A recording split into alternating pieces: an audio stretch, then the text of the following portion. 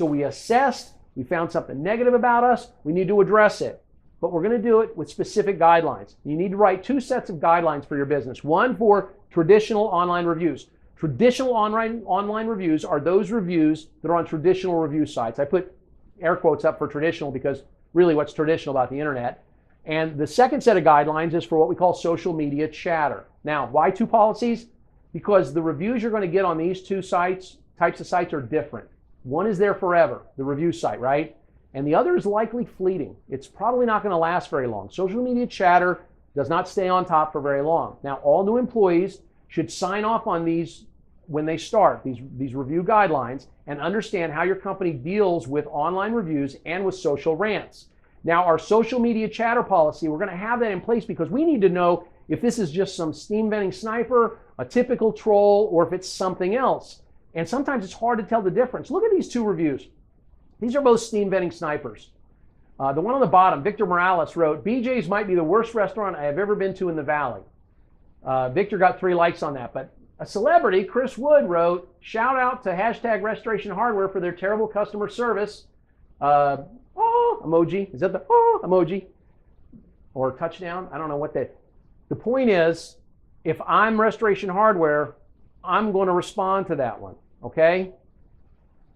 For Victor Morales, that's a steam venting sniper. That's going to go away.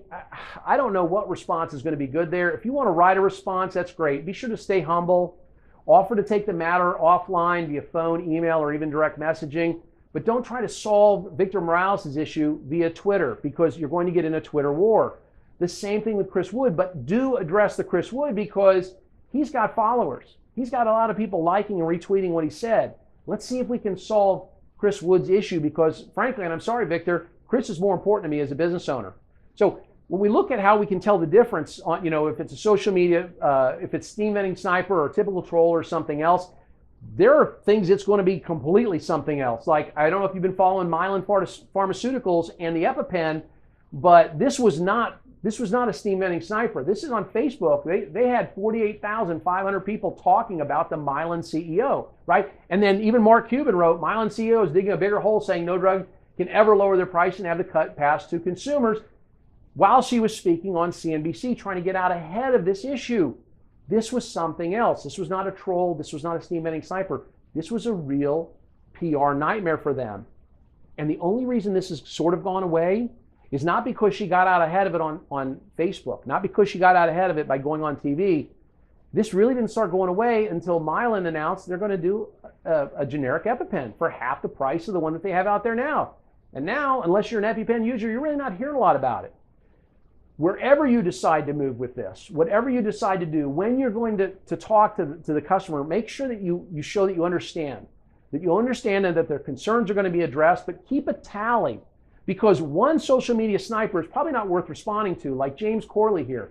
He keeps waiting for DirecTV to add @OANN to their lineup.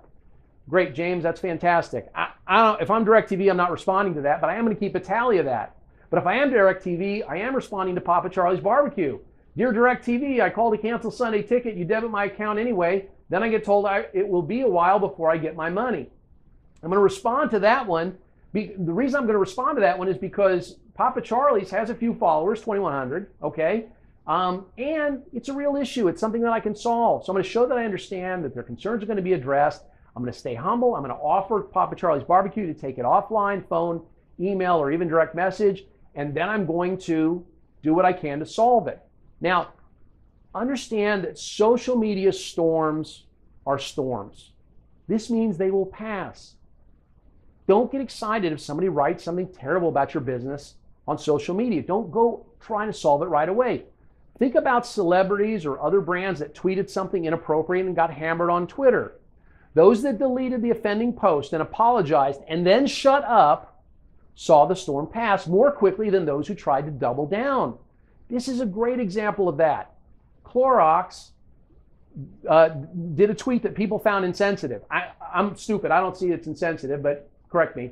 There were new emojis that came out. A bleach emoji wasn't one of them. So Clorox wrote, new emojis are all right, but where's the bleach? And then they made a bleach bottle out of emojis. People got upset about that. They said it was racist. I don't want to get into it. I don't know. The point is, that's not what Clorox meant. They deleted the tweet. They did the right thing. They deleted the tweet and then they came back and apologized. Wish we could bleach away our last tweet. Didn't mean to offend. It was meant to be all about the toilet, bathtub, wine emojis that could use a cleanup. That's what they did. They deleted the offending post. They apologized and then they shut up about it. They didn't go any further. See, some experts, and I'm going to put experts in quotes here because they're not, they say to never delete your posts or tweets. Let me tell you something. They're not real business people. They're not real business owners with bills to pay. Don't listen to them. If you've posted something stupid on Twitter or Facebook or anywhere else, don't leave it up there. Delete it, but delete with clarity. When I say social media storms are storms and you should let them pass, I'm not saying do nothing. But I am saying that sometimes you should do nothing, right? So for example, Eric Chase on the bottom here, he says, at Delta, I don't think calculating an 80-minute flight time as 2 hours 20 to cover 40 minutes sitting at the gate counts as on time. How should Delta respond? They shouldn't. See, that's going to go away. Eric's a little mad. He wants to change the whole airline industry. I get it. I want to change the airline industry every time I fly too. They just need to let that one go. But Missy, on the one on top, at Delta, still waiting to get any sort of response from a complaint I filed 2 weeks ago. When can I expect an agent to contact me?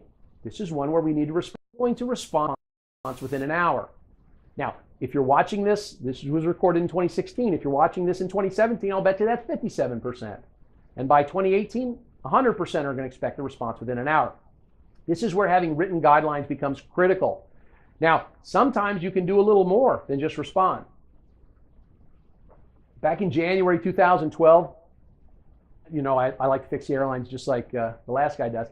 I did a couple throwaway tweets. I was sitting in the Delta Sky Club in Tampa, and I wanted a cup of decaf. It was I think about 6 or 6:30 at night.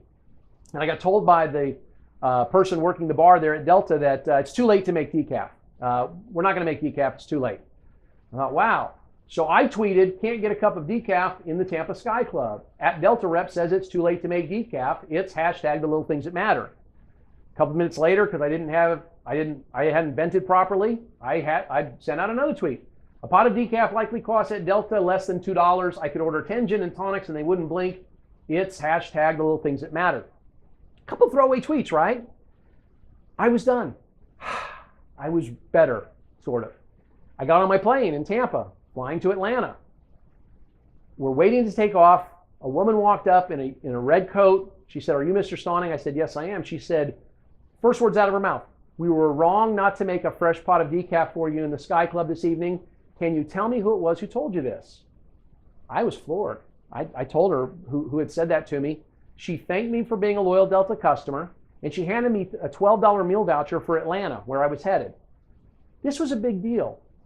For just getting involved personally, taking 5 minutes out of her day, and $12, Delta kept me as a loyal flyer for the next few years.